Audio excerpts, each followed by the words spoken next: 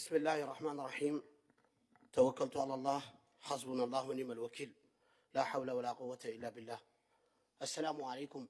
Monsieur le ministre des Finances et de l'Économie, ce projet sur la douane, pour moi, n'est pas le problème.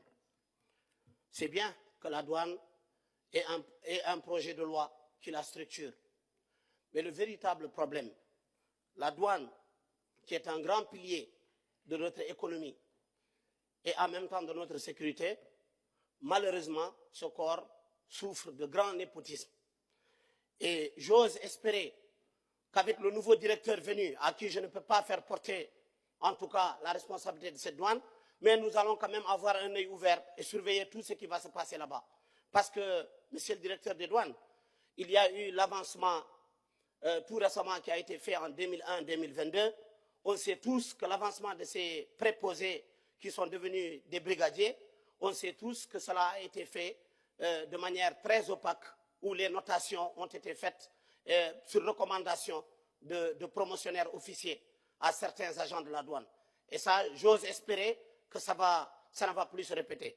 Et en même temps aussi, cette douane, est-ce que monsieur le directeur ou monsieur le ministre, qui est le premier responsable, est-ce que vous pensez que ces agents qui sont sous le soleil ardent, qui travaillent corps et âme pour arrêter les contrebandiers, les trafiquants de tout genre, est-ce que vous pensez que si un agent arrête un trafiquant et que son supérieur peut faire relâcher cette affaire-là, est-ce que les agents sont protégés à effectuer leur travail correctement? Moi, je pense que non, ils ne sont pas du tout protégés et il serait important qu'on ramène la règle d'avant qui fait que si l'agent de la douane arrête un contrebandier, même si son officier l'appelle, il peut dire non, je ne relâche pas jusqu'à ce que ça soit présenté devant les directions concernées. Mais aujourd'hui, on sait tous que telle n'est pas la réalité.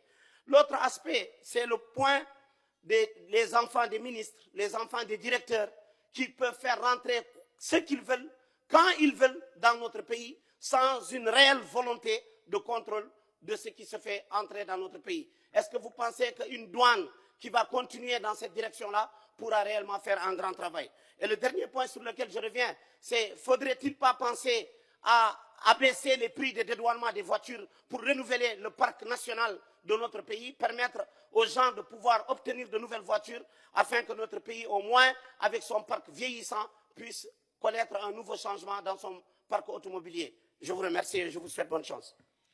شكرا.